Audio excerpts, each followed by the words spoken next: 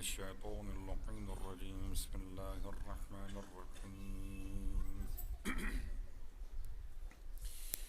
الحمد لله رب العالمين الصلاة والسلام على أشرف الأنبياء والمرسلين سيدنا أبي القاسم محمد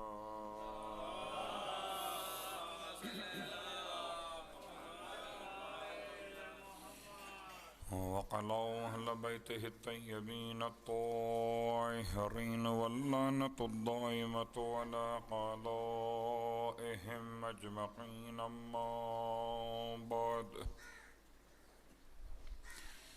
فقد قال الله تبارك وتعالى في كلامه الحميد وفرقانه المجيد قوله الحق وهو أصدق القائلين بسم الله الرحمن الرحيم فلا أقسم بمواقع النجوم وإنه لقسم لو تعلمون عظيم وإنه لقرآن كريم في كتاب مكنون لا يمسه إلا المطهرون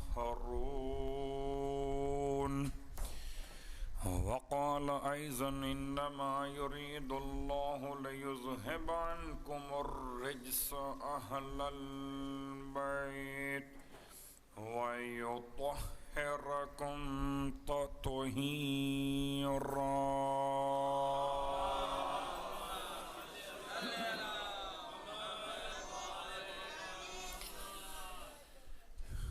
تمام تعریفیں شہیدوں کے پروردگار کے لیے اور تمام ہدیہ درود و سلام شہیدوں کے سید و سردار آپ کے آباء و اجداد اور آپ کی اولاد طیبین و طاہرین کے لیے الحمدللہ الذی جعلنا من المتمسکین بالقرآن العظیم وجعلنا من المتمسکین بولایت علی بن ابی طالب علیہ السلام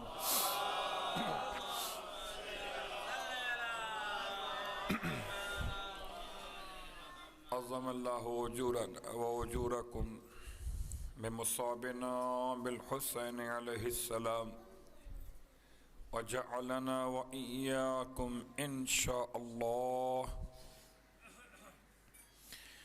شاء الله من الطالبين بصأره مع وليه الإمام المهدي من آل محمد عليهم السلام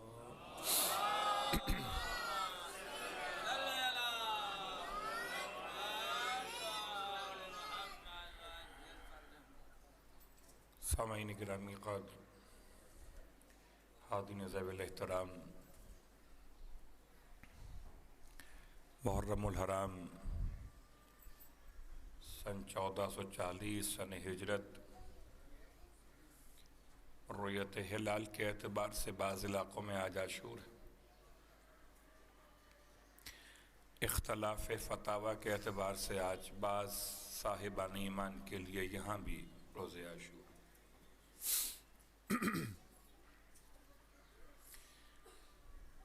اور یہاں کے اپنی رویت کے اعتبار سے آج محرم کی 9 تاریخ آج کے دن کے لیے مخصوص نام روایات نے بفرمان امام صادق علیہ السلام دی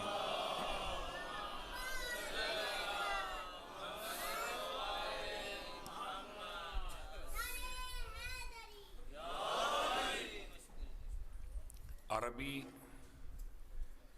میں اگر ملاحظہ کیجئے تو دنوں کے اعتبار سے، تاریخوں کے اعتبار سے نام رکھے جاتے ہیں. جیسے آپ کے یہاں پہلی تاریخ، دوسری تاریخ، ایسے 9 تاریخ اور 10 تاریخ. عربی اعتبار سے 9 تاریخ کا نام ہے الیوم التاسع، 9واں دن یا 9 تاریخ. اور اسی کو ایک مخصوص الفاظ میں امام نے بیان کیا، روز تاسوعا. التاسع سے نکلا ہوا لفظ ہے یا تسعن سے نکلا ہوا لفظ. جیسے لفظ عاشور اصلاً عشرتن سے، 10 کو عشرہ کہتے ہیں، اس سے لفظ عاشور ماخوذ ہے. تو چاہے روایت ہو نہ ہو، لیکن آپ کسی بھی مہینے میں 9 تاریخ کو آپ تاسوعا کہہ سکتے. ہر مہینے میں 10 تاریخ کو آپ عاشورہ کہہ سکتے ہیں، لیکن اصطلاحاً ایک معروف ہو گیا کہ تاسوعا 9 محرم ہے اور عاشورہ 10 محرم ہے. اور یہ الفاظ میرے اور آپ کے نہیں ہیں، یہ معصوم کے جملے ہیں. تو لغت کے اعتبار سے تاسوعا کا مطلب ہے 9واں دن، اور امام کے نزدیک اس کا مفہوم یہ ہے کہ جس دن لشکر یزید اپنی کثرت پر اطمینان کا اظہار کر رہا تھا اور امام کی غربت کا عالم یہ تھا کہ اب کوئی امام کی امداد کے لیے 9 محرم نہیں آ سکتا تھا باہر سے. لشکر یزید سے نکل کے آنے والے الگ لوگ ہیں، لیکن اس طرح سے پورا علاقہ پیک کر دیا گیا تھا کہ آپ اپنے الفاظ میں کہیں کوئی پرندہ بھی اب پر نہیں مار سکتا تھا کہ کربلا میں داخل ہو جائے. اس لیے امام نے اس دن کو روز تاسوعا کے نام سے یاد کیا. یہ ٹھیک ہے، شب عاشور میں 32 افراد لشکر یزید سے نکل کر امام کی خدمت میں آئے. صرف ایک حر نہیں، حر کا بیٹا نہیں، صرف بھائی اور غلام نہیں، وہ تو عاشور کا واقعہ. شب عاشور بعض مقاتل کے اعتبار سے 32 افراد وہ تھے جو صرف سرکار سید الشہداء کی تلاوت قرآن کا حسن دیکھ کر چلے آئے. تو امام علیہ السلام کے الفاظ کے اعتبار سے تاسوعا کا مطلب باہر سے اب امداد آنے کا امکان ختم ہو گیا. اور اپنے عنوان پر آج گفتگو سمیٹنے سے پہلے ایک جملہ اور، عاشور نہ ہوتی، 10 محرم کی جنگ 10 محرم کو نہ ہوتی، 9 محرم کو ہو جاتی. اگر سرکار سید الشہداء حضرت عباس کے ذریعے سے ایک رات کے لیے عبادت کا وقفہ نہ طلب کرتا. تو اگر آپ غور کیجئے تو آج رویت کے لحاظ سے عاشور کہیں یا نہ کہیں، لیکن آج جنگ ہو جاتی اور آج ہی امام کے اقربا شہید ہو جاتے. یہ ایک رات کی مہلت کا عنوان کیا تھا؟ ہزارہا مرتبہ آپ نے سماعت کیا، ایک ہی عنوان تھا بس. نہ کسی کی آمد کا انتظار کریے، یہ سب تعبیلات ہیں. بہت سارے عناصر جمع ہو سکتے ہیں ایک بات کے اندر، صرف ایک ہی عنوان تھا. امام نے حضرت عباس سے ارشاد فرمایا تھا، بھیا ایک رات ہم چاہتے ہیں ذکر خدا میں بسر کر. جبکہ امام کی ہر رات ذکر خدا میں بسر ہوتی تھی. وہ کون سی رات تھی؟ کہ حسین کی رات ہو اور ذکر خدا نہ ہو؟ وہ کون سا دن تھا کہ حسین کا دن ہو اور یاد خدا نہ ہو؟ لیکن شاید ایک پیغام پہنچانے کے لیے کہ رہتی دنیا تک تا قیام قیامت تک لوگ پہچان لیں کہ یہ ایک رات شب عاشور حسین نے کربلا میں کیسے گزارا۔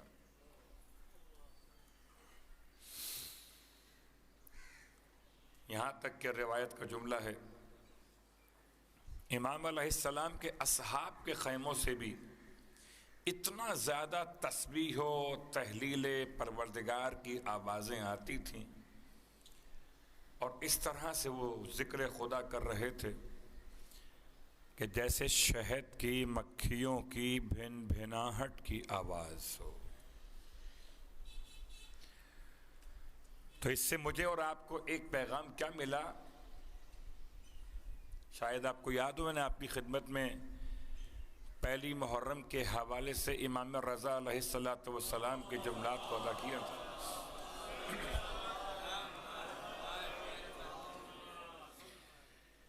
کہ امام علیہ السلام نے ریان ابن شبیب سے ایک طویل روایت کے جملات میں ارشاد فرمایا تھا کہ اے شبیب کے بیٹے، اگر کبھی تو یہ چاہے کہ تجھے وہ ثواب ملے جو میرے جد سرکار سید الشہداء کے ساتھ دینے والے انصار کو ملا ہے، تو تجھے چاہیے جب بھی کبھی ان کو یاد کرے تو ایک جملہ زبان سے ادا کرنا، فَيَا لَيْتَنِي كُنْتُ مَعَهُمْ فَأَفُوزَ فَوْزًا عَظِيمًا۔ عام طور پر آپ جب زیارت وارثہ پڑھتے ہیں تو آپ معکم کہتے ہیں، جو کہ آپ مخاطب ہو رہے ہوتے ہیں۔ تو معکم اس وقت پڑھا جائے گا جب کہ آپ مخاطب ہوں، اور جب مخاطب نہ ہوں تو پھر آپ ضمیر غائب استعمال کریں گے، معہم، جیسے کہ امام نے تعلیم فرمایا، فَيَا لَيْتَنِي كُنْتُ مَعَهُمْ فَأَفُوزَ فَوْزًا عَظِيمًا۔ کاش میں ان کے ساتھ ہوتا۔ مجھے بتائیں ایمانداری کے ساتھ، اگر میں اور آپ ان کے ساتھ ہوتے تو شب عاشور کیسے گزارتے؟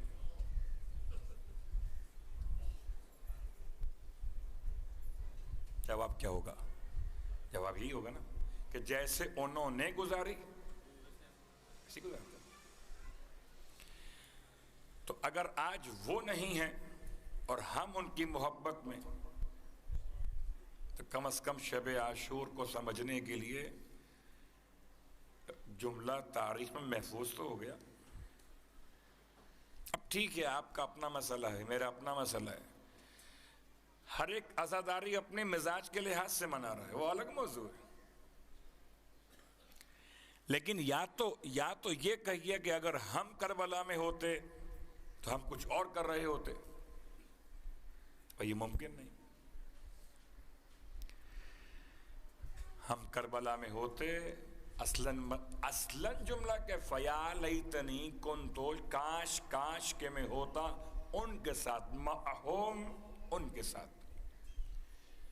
تو ان کے ساتھ ہونے میں ہوا کیا ہے کہ وہ بھی کامیاب ہوئے اور میں بھی کامیاب ہوں۔ اصل بات پڑھیں محمد والا۔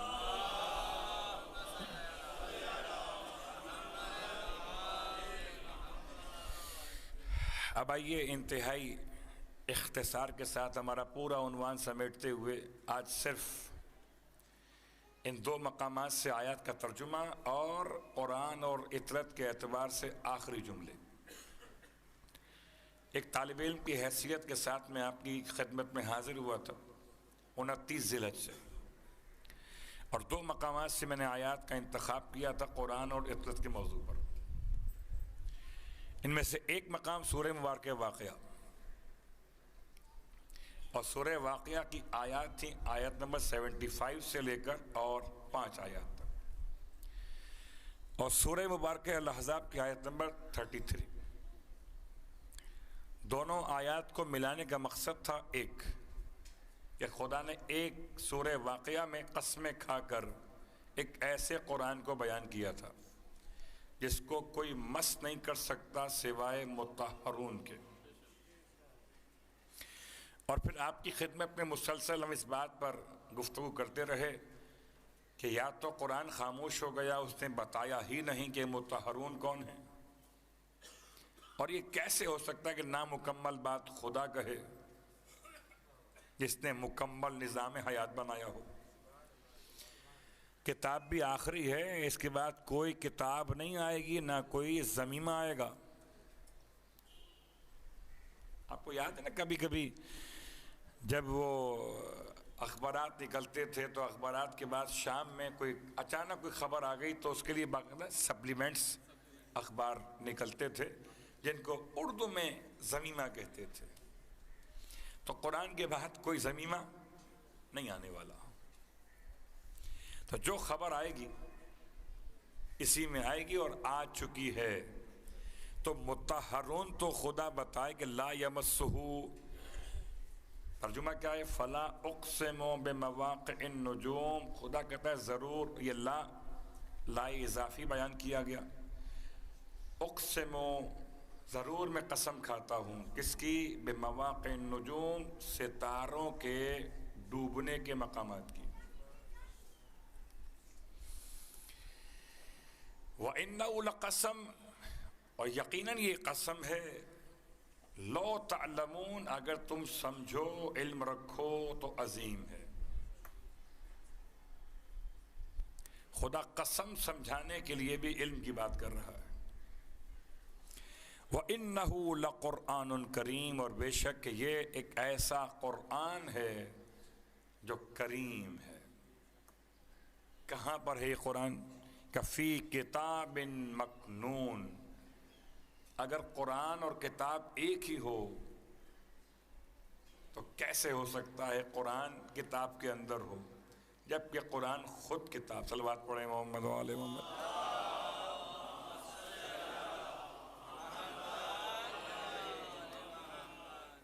انہ لقرآن کریم فی کتاب مکنون، اس کا مطلب کتاب کوئی اور شے ہے، قرآن کوئی اور شے، ورنہ یہ جملہ فصاحت و بلاغت کے لحاظ سے بہت کمزور ہو جائے گا۔ یہ قرآن کریم کس کے اندر؟ کتاب کے اندر، تو قرآن تو خود کتاب ہے۔ اس لیے اللہ کے حبیب نے ارشاد فرمایا کہ میں تمہارے درمیان دو گراں قدر چیزیں چھوڑ کے جا رہا ہوں، کتاب اللہ ہے و عطرتی اہل بیتی۔ کتاب، اگر یہ کتاب ہے تو قرآن کیا ہے؟ اگر یہ قرآن ہے تو کتاب کیا ہے؟ وَإِنَّهُ لَقُرْآنٌ کریم فی کتاب مکنون، اس کا مطلب بہت سادہ لفظوں میں، شاید اس سے مراد کوئی کتاب وہ لی گئی ہو جس پر خدا نے قرآن کو رکھا ہو، غلاف کہیے، رحل کہیے، اس کا ظرف کہیے، مکنون، اور اسی ظرف کی صفت یہ کہ مکنون ہے۔ مکنون کسے کہتے ہیں؟ مسون۔ مسون مطلب محفوظ عن التحریف، اس میں کوئی تحریف کی گنجائش نہیں ہے، بہت محفوظ ہے۔ بعض علماء نے ترجمہ اس کا تفسیر کے انداز سے یوں کیا کہ اس سے مراد لوح محفوظ ہے، انہ لقرآن کریم فی کتاب مکنون، یعنی فی لوح محفوظ۔ اب جو لوح محفوظ میں ہے قرآن، لا یمسہ الا المطہرون، اسے تو کوئی مس کر سکتا ہی نہیں سوائے پاک اور پاکیزہ لوگوں کے۔ تو چلیے ہم بھی وضو کر کے آتے ہیں، شاید مس کر لیں۔ اگر وضو کر کے مس کرنا ممکن ہوتا تو خدا معلوم ہم سے پہلے کتنے باوضو گزر گئے اور قرآن کے کسی ایک حرف کا مکمل حق ادا نہ کر سکے۔ کہ تم خود سے فیصلہ مت کرنا کہ مطہرون کون ہیں، ہم بتائیں گے۔ کہ کون مطہر ہے۔ پروردگار تو نے قرآن کو کریم بنایا، تو نے لوح محفوظ کے اندر اس کو محفوظ کیا، تو نے مطہرون کا لفظ استعمال کیا، تو ہی بتا دے پھر آؤ سنو، انما یرید اللہ لیذہب عنکم الرجس اہل البیت ویطہرکم تطہیرا۔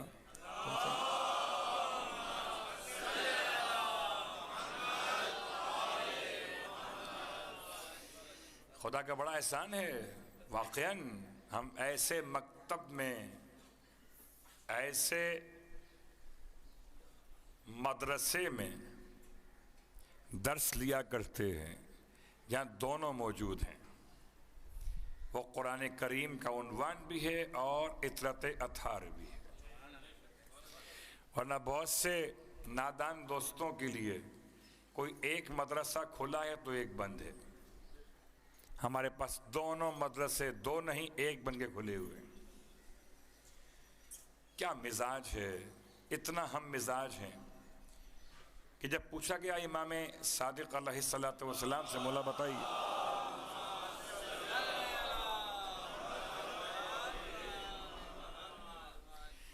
بتائیے اگر کوئی ہمیں حدیث ملے یا قول معصوم اور بات سمجھ میں نہ آ رہی ہو، آپ کو معلوم ہے کہ بہرحال حدیث کی اپنی ایک تاریخ ہے، حدیث کی اپنی اقسام بھی ہے، صرف حدیث کہہ کر انسان جان چھڑا لے یہ ممکن نہیں ہے۔ حدیث کی اقسام سند کے لحاظ سے بھی اور متن کے لحاظ سے بھی۔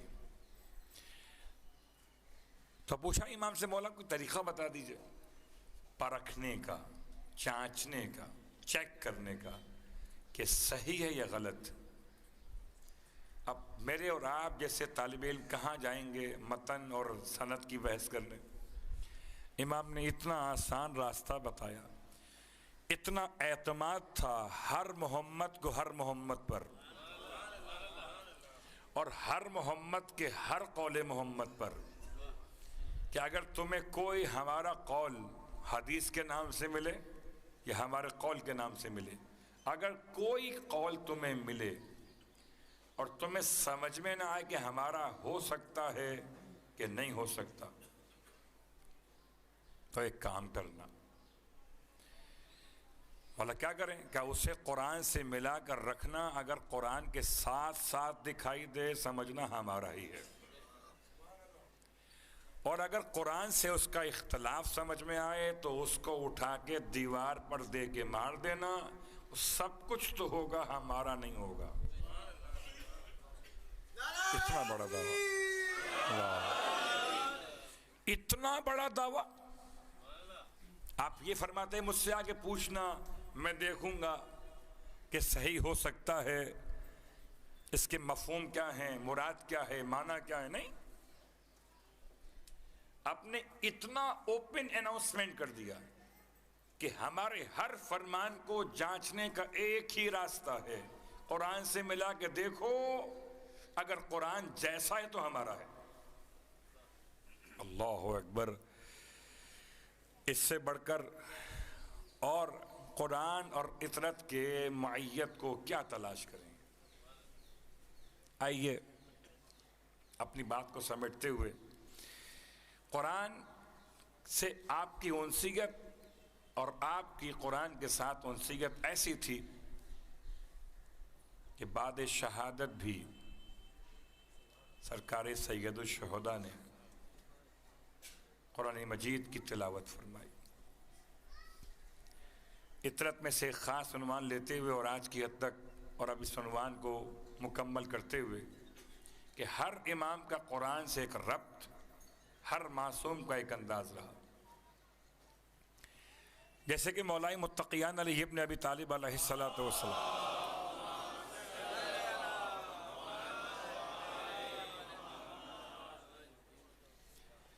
اب میں بات کہہ تو رہا ہوں سفینۃ البحار کے حوالے سے، مگر یہ بہت کم پڑھی جاتی ہے۔ مولائے متقیان کی شہادت جو ہوئی تو نماز کون سی پڑھ رہے تھے آپ؟ فجر کی نماز واجب. بہت غور کیجیے گا. روایت کہتی ہے، اس روایت کو معصومین سے نقل کرتے ہوئے سفینۃ البحار میں لکھا گیا کہ امام علیہ السلام نے اس نماز میں جس میں آپ شہید کیے گئے، رکعت اول میں الحمد کے بعد سورہ انبیاء کی 11 آیات تلاوت فرمائے. اور یہ روایت مجھے اور آپ کو شاید مجبور کرے کہ کوئی نماز واجب اس میں سورہ کامل، یہ ایک شرعی پہچان ہے نماز واجب. اور نماز غیر واجب نماز نافلہ میں، نماز نافل فجر کہیے، نماز شب کہیے، اس میں آپ آیات پڑھ سکتے. امام علیہ السلام نے سورہ مبارکہ الانبیاء کی 11 آیات پڑھیں اس رکعت اول میں جس میں آپ کو شہید کیا گیا. اور اسی لیے نماز فجر کو امام حسن مجتبیٰ علیہ السلام نے آ کر امامت فرمائی. ورنہ یہ ممکن نہیں ہے کہ صف پہلی رکعت میں نماز فجر واجب ہو، اس میں امام شہید کی جا رہے ہوں اور امام حسن کے مسجد میں آتے آتے وہ نماز رکی رہے. اب ایک سوال اور بن گیا کہ اس کا مطلب کیا ہے، کیا مولا حسن نماز جماعت میں شامل نہیں تھے؟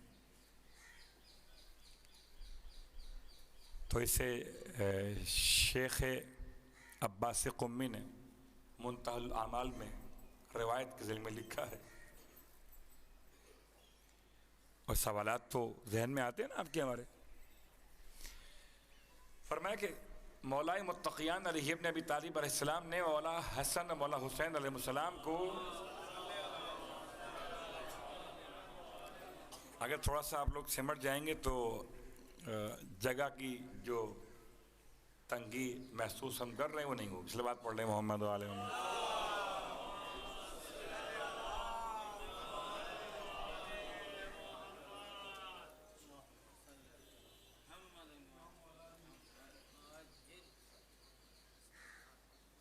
صلوات پڑھ لیں محمد و آل محمد.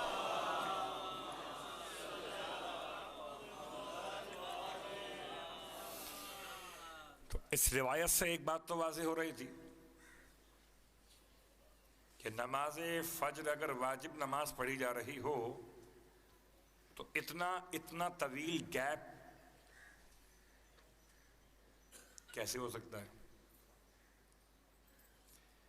بہت قریب گھر ہے بیت الشرف اور مسجد کوفہ، مگر پھر بھی وہ دروازہ گھر کے سامنے مسجد میں کھلتا تھا، پھر بھی وقت تو لگے گا. اور ایسے میں وہ سوال بھی سامنے آیا، کیسے ممکن ہے کہ فجر کی نماز جماعت میں جنت کے جوانوں کے سردار موجود نہ ہوں؟ تو روایت کا خلاصہ یہ کہ مولائے متقیان نے اپنے حق کی قسم دے کے فرمایا تھا، آج تم دونوں نماز گھر میں پڑھو، اور جب امر ہو جائے صاحب الامر کا تو پھر مستحب جماعت کو ترک کرنا واجب ہو جائے گا. بات واضح ہو رہی ہے؟ اگر صاحب الامر امر کر دے تو کوئی مستحب کام حتیٰ کہ واجب بھی کیوں نہ ہو. ابی بن کعب، ان کو آپ جانتے ہیں، بہت مشہور نام ہے، نماز پڑھ رہے تھے، اللہ کے رسول نے آواز دے دی، نماز پڑھتے رہے، پھر آواز دی، نماز پڑھتے رہے، پھر آواز دی، نماز پڑھتے رہے. اور اپنے خیال میں انہوں نے بڑا اچھا کام کیا کہ نماز کی اسپیڈ بڑھا دی. صلوات پڑھیں محمد و آل محمد.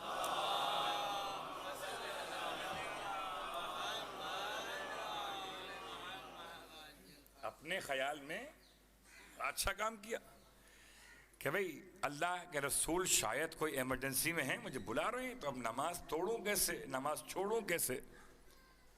تو نہ تو نماز مکمل جیسی پڑھ رہے تھے ویسی پڑھی، نہ رسول کے بلانے پر گئے، ان بٹوین ہو گئے، نماز کی سپیڈ بڑھا دی، جلدی جلدی میں اپنے الفاظ کو نماز لپیٹ کر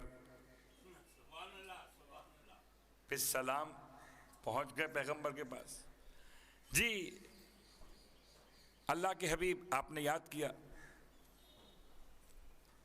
ارشاد فرمایا ہم نے تمہیں 3 آوازیں دی، تم کہاں تھے؟ کہو جی میں نماز پڑھ رہا تھا۔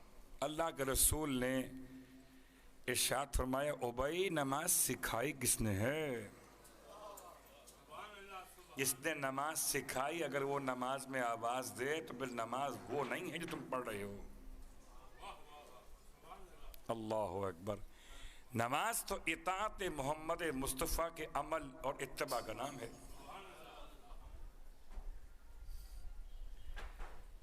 بات بہت آگے چلی گئی،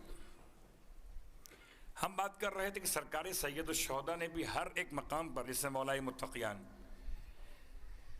قرآن سے اتنی محبت کہ ہر ایک بدلتے منظر کے ساتھ آپ نے آیاتوں کا انتخاب کیا۔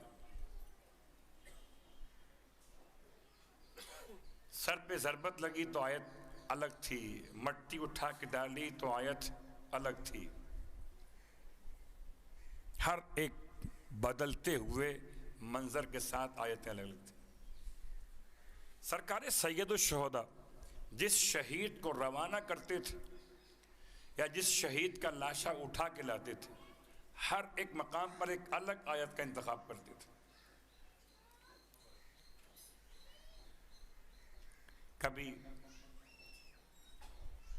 مسلم ابن اوسجہ جو کہ مسئلہ روایات کا ہے، ہمارے پاس ذخیرہ ان تمام آیات کا شاید نہ ہو کہ ہم ہر ایک شہید کے بارے میں امام کی زبان مقدس سے نکلی ہوئی آیات پڑھ سکیں۔ صرف 2 مثالیں۔ پہلی مثال مسلم ابن اوسجہ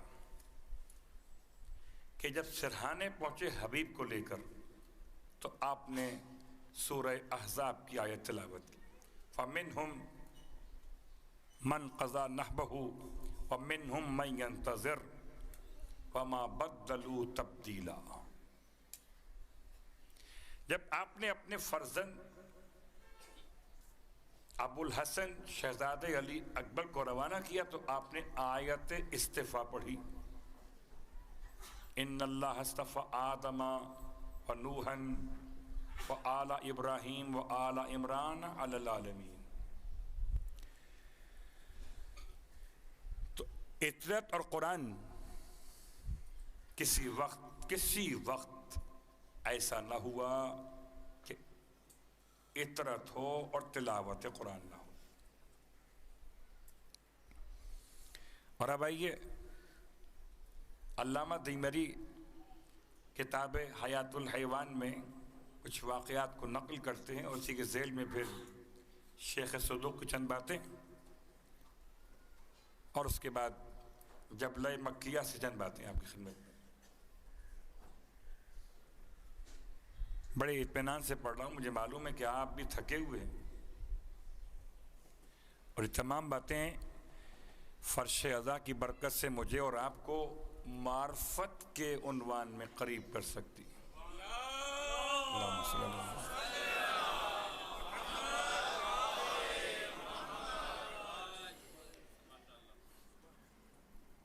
علامہ دیمیری نے 4 افراد کے نام لکھے جنہوں نے اپنے قتل یا شہادت کے بعد گفتگو فرمائی۔ 4 افراد لکھے انہوں نے۔ پہلا نام ہے جناب یحییٰ ابن زکریا کا کہ جن کو شہید کیا گیا، بعد شہادت بھی آپ کے کٹے ہوئے سر نے گفتگو فرمائی یا اپنے زمانے کی کتاب کو تلاوت کیا۔ البتہ میں نے تلاش کیا، مجھے ورڈز نہیں ملے، کہ کیا آپ نے فرمایا تھا. دوسرا وہ نام مومن آل یاسین کا ہے. ان کا نام حبیب نجار ہے. حبیب، انہوں نے اپنی شہادت کے بعد اپنے کٹے ہوئے سر، زخمی بدن، بہتے ہوئے خون، روح پرواز کر چکی، پھر ان کی زبان گویا ہو رہی تھی. اور یہ سورہ یاسین میں موجود ہے. کیا پڑھا انہوں نے؟ فرماتے ہیں کہ ان کی زبان سے وہ الفاظ ادا ہوئے جو آج قرآن کا حصہ بنے ہوئے. کاش میری قوم پہچان لیتی، کاش میری قوم پہچان لیتی کہ خدا نے میرے ساتھ کیا کیا. تیسرا نام حضرت جعفر طیار کا ہے کہ جنہوں نے شہادت کے بعد اپنی زبان مقدس سے آیت قرآن پڑھی.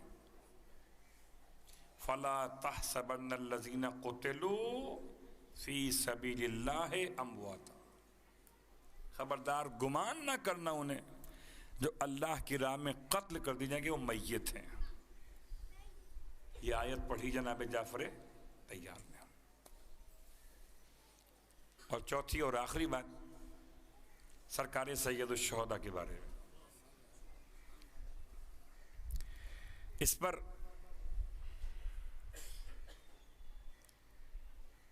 کون سی آیت پڑھی آپ نے؟ اختلاف ہے. کہتے ہیں کہ ایک بادشاہ گزرا ہے عضد الدولہ کے نام سے، دیلمی، اور اس نے اپنی بزم میں حضرت شیخ صدوق کے حوالے سے کچھ اچھائیاں اور ان کے مقامات کو بیان کیا. تو کسی شخص نے اٹھ کر کہا کہ تم اس کی تعریف کرتے ہو تو عجیب آدمی ہے شیخ صدوق. کیا ہوا ان کو؟ کہ وہ اس بات کے قائل ہیں کہ سر حسین نے نوک سنا سے تلاوت قرآن کیا تھا. بھلا کوئی کتنا ہی بڑا کیوں نہ ہو، گلا کٹ جانے کے بعد تو کیا قرآن کوئی پڑھ سکتا ہے؟ دیلمی نے یہ خط لکھا شیخ صدوق کے نام اور ان سے سوال کیا کہ کیا آپ اس بات کے قائل ہیں کہ سرکار سید الشہداء کا کٹا ہوا سر نوک سینہ پہ تلاوت قرآن کر رہا تھا؟ شیخ صدوق نے جواب میں تحریر فرمایا کہ یہ روایت ائمہ اہل بیت سے تو نقل نہیں ہوئی، لیکن تمام علماء تشیع کا اس بات پر اتفاق ہے. اور آؤ ہم تمہیں سمجھاتے ہیں کیسے ممکن ہوا. قرآن خود کہتا ہے سورہ یاسین میں کہ روز قیامت خدا کافروں کے لیے کہتا کہ الیوم نختم علی افواہہم وتکلمنا ایدیہم وتشہد ارجلہم. اگر کافروں کے ہاتھ اور پاؤں خدا سے بات کر سکتے ہیں تو کیا خدا کی قدرت پر تمہیں شک ہو گیا ہے کہ جو اپنے آپ کو خدا کی بارگاہ میں قربان کر دے خدا اسے نوک سینہ پر قوت گویائی نہ دے؟ یہ یہاں تک تو تفصیل بہت ساری ہو سکتی ہے اور وقت دیکھتے ہوئے بات سمیٹ دیتا ہوں. سرکار سید الشہداء نے نوک کے سینہ پر جب تلاوت قرآن کیا تو آپ نے ہر ایک محلے اور علاقے میں الگ الگ آیات کا انتخاب کیا. کوفے میں الگ اور شام میں الگ. بس عزیزو، یہاں تک تو میں نے قرآن اور عطرت کی بات کو مکمل کی. البتہ شیخ صدوق نے ایک اور روایت کو راویوں سے نقل کرتے ہوئے ایک گزرے ہیں جبلہ مکیہ. آج کل تو وہ بہت چل رہا ہے اس پہ سوشل میڈیا پر. وہ شیخ عدنان نے کوئی بیان دیا ہے انٹرویو کے دوران کہ 10 محرم روز قتل حسین میں سوگ منانا کیسا ہے. اس کو تو آپ پڑھ ہی رہے ہوں گے۔ شیخ صدوق نے جبلہ مکیہ سے روایت کو لکھا، روایت کے طور پہ پڑھ رہا ہوں کہ میثم ابن یحییٰ تمار سے ملاقات جب ہوئی جبلہ کی، تو میثم کے پاس یہ پہنچے۔ میثم رو رہے تھے اور روتے ہوئے کہتے تھے خدا لعنت کرے ان افراد پر جو اس امت کے ہوں گے جو رسول کے بیٹے کو ذبح کریں گے اور اس دن کو برکت کا دن کہیں گے۔ اللہم ان ھذا یوم تبرکت بہ بنو امیہ وابن آکلۃ الاکباد اللعین ابن اللعین۔ جبلہ کے دن میں نے پوچھا میثم سے کہ کس طرح کہیں گے وہ برکت کا دن، اس دن کو کیسے کہہ سکتے ہیں جس دن رسول کے نواسے کو ذبح کریں گے؟ تب رونے لگے میثم، فرماتے ہیں مولائے متقیان کے عہد نامے سے میں نے اس روایت کو لیا تھا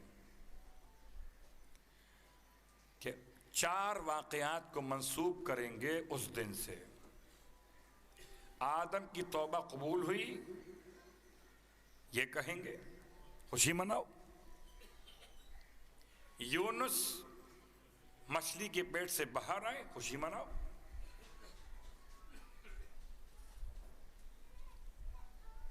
حضرت نوح علیہ السلام کی کشتی کوہ جودی پہ آ کے رکی 10 محرم، ان کو کہیں گے خوشی مناؤ۔ اور حضرت موسیٰ کے لیے دریائے نیل میں راستہ بنا 10 محرم، خوشی مناؤ۔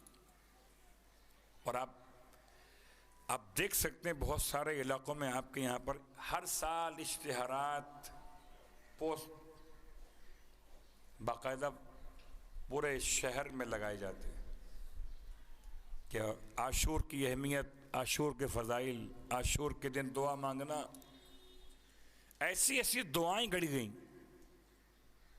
جناب میثم تمار روتے ہوئے کہتے ہیں لیکن حقیقت یہ ہے کہ حضرت آدم کی توبہ ذی الحج میں قبول ہوئی، حضرت یونس علیہ السلام مچھلی کے پیٹ سے ذی قعدہ کے مہینے میں باہر آئے تھے، حضرت موسیٰ علیہ السلام کے لیے جو راستہ بنا پانی میں اور ربیع الاول کا واقعہ تھا، اور نوح علیہ السلام کی جو کشتی آ کر رکی تو 18 ذی الحج تھی۔ اور ان چاروں واقعات کو نام نہاد بدبختوں نے محرم کی سے جوڑ دیا،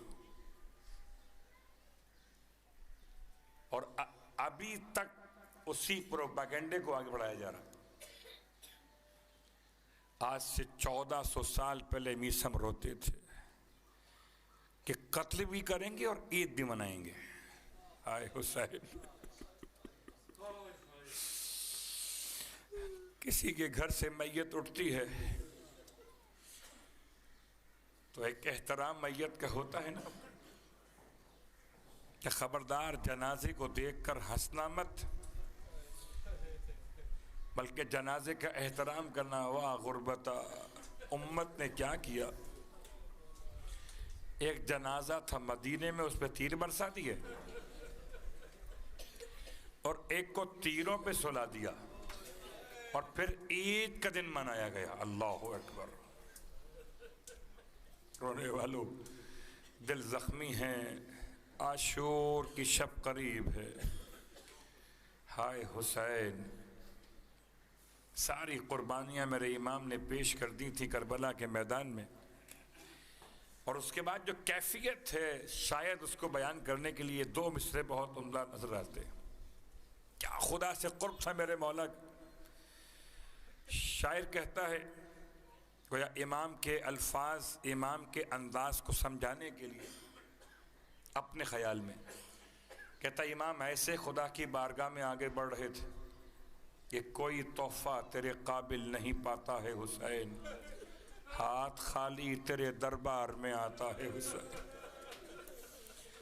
سب کچھ قربان کرنے والا، سر جھکائے ہوئے سجدے کی محبت لیے ہوئے، امت کی مغفرت کی تمنا لیے ہوئے لوگ پتھر مارتے تھے، امام بددعا نہیں دیتے تھے۔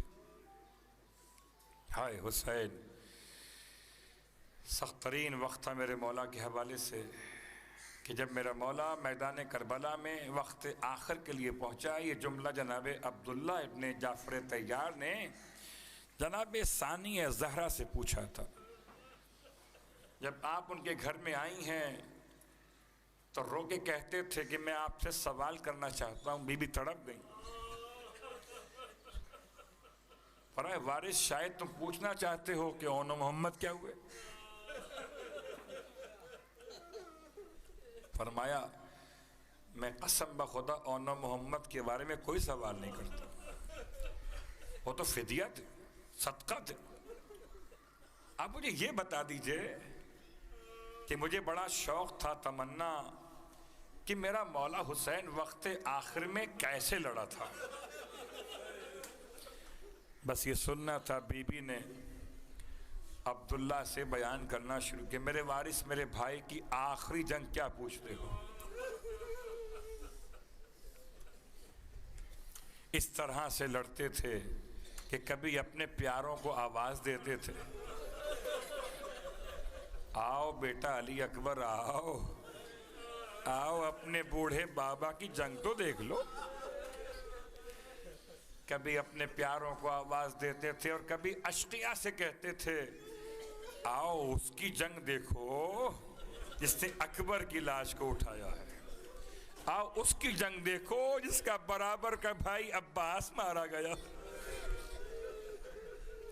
اور امام نے ایسے حملے کیے کربلا کے میدان میں اشقیاء پر کہ غل تھا، خدا کی راہ میں بس دو ولی لڑے، یا فاطمہ کا لال لڑا یا علی لڑے۔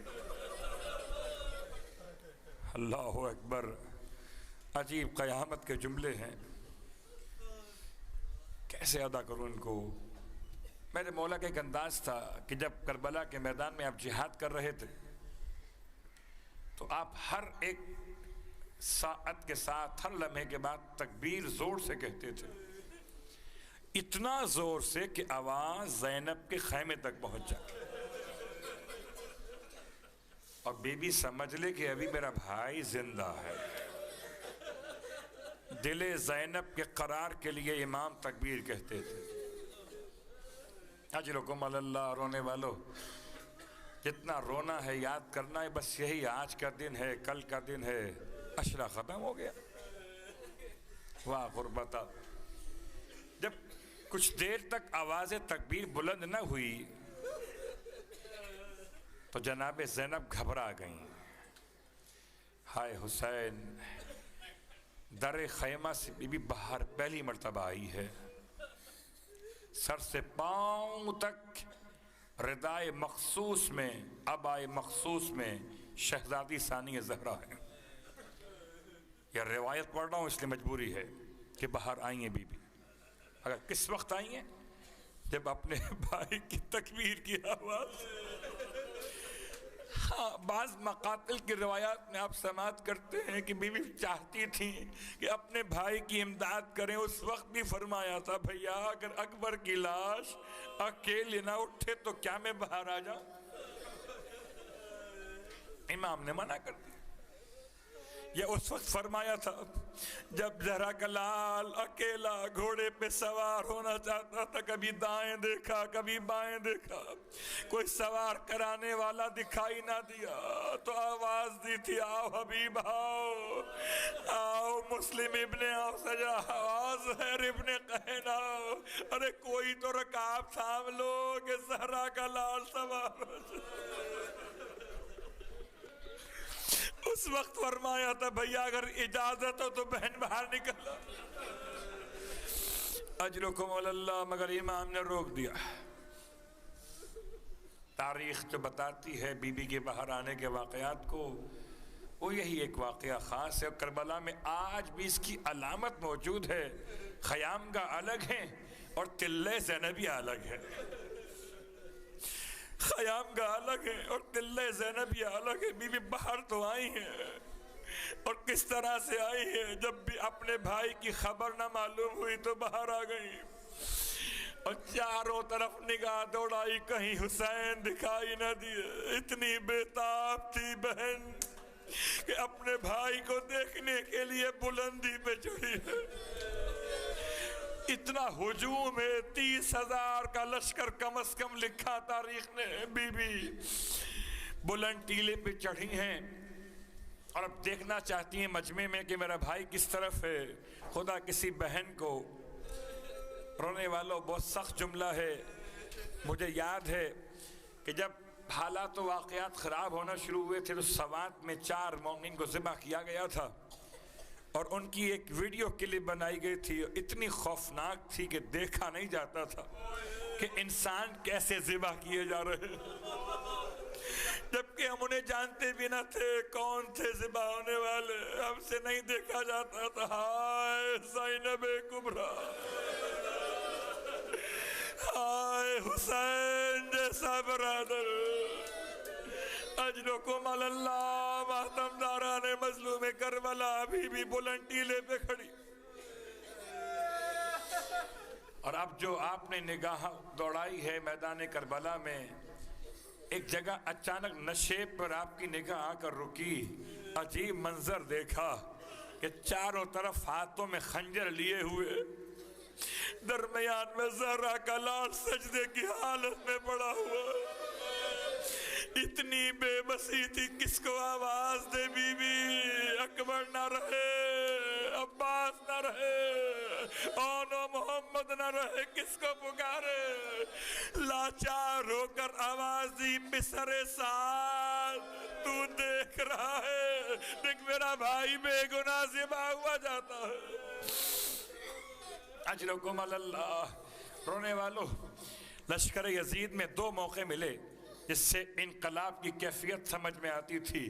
یہ جب اصغر نے ننھی زبان ہونٹوں پہ پھرائی تھی تب لشکر یزید میں ایک انقلاب سا برپا ہوا تھا، یا جب جناب زینب کی آواز بلند ہوئی، رونے والوں جس کی آواز کسی نے کبھی نہ سنی تھی، ہائے زینب، اس طرح سے آواز دی کہ لشکر یزید میں عمر سعد کو یہ خطرہ ہوا کہ کہیں زینب کی آواز پر کوئی حمایتی کھڑا نہ ہو جائے۔ ایک مرتبہ عجیب جملہ ہے ہرملہ کا، ہرملہ نے ایک ایسا تیر چلایا تھا، جناب زینب کبریٰ کی طرف کہتے ہیں بعض مقاتل کے علماء کہ بی بی اس تیر کو کھا کے گر پڑی، ہوش آیا، اتنی دیر کے بعد ہوش آیا کہ آندیاں چل رہی تھی، کربلا میں منادی کی ندا بلند تھی، لقد قتل الحسین بکربلا، لقد ذبح الحسین بکربلا، واہ محمدہ، واہ مصیبتہ۔ رونے والوں، ہائے جناب زینب کبریٰ اس زخمی حالت میں کیسے اتری ہیں، ہائے بی بی زندہ کب رہی، حسین شہید ہو گئے، زینب کی روح تو نکل گئی، تھکے ہوئے قدموں سے جانب خیمہ پلٹ کر آئیں، آ کر بیمار بھتیجے کا شانہ ہلایا، اٹھو بیٹا، آندیاں چل رہی ہیں، منادی ندا دے رہا ہے، لقد قتل الحسین بکربلا۔ میرا مولا سید سجاد بستر سے اٹھا، اب جو خیمے کا پردہ اٹھایا میرے مولا نے تاکہ باہر کے منظر کو دیکھ سکیں، اتنی دیر گزر گئی تھی کہ ہائے حسین کا کٹا ہوا سر نوک سینہ پر بلند تھا، بیمار بیٹا جھک کر کہتا تھا السلام علیکہ یا ابا عبداللہ، السلام علیکہ۔